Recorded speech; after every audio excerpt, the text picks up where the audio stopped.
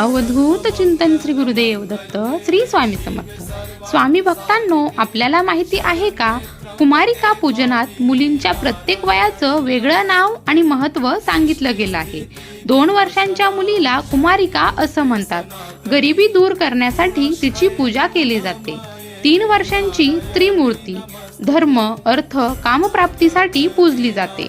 4 वर्षांची कल्याणी सर्व प्रकारचं सुख देते. 5 वर्षांची रोहिणी रोग नाश करते. 6 वर्षांची कालिका शत्रूंचा नाश करते.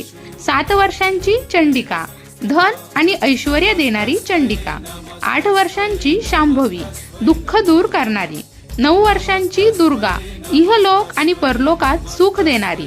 10 वर्षांची सुभद्रा सर्व इच्छा पूर्ण करणारी.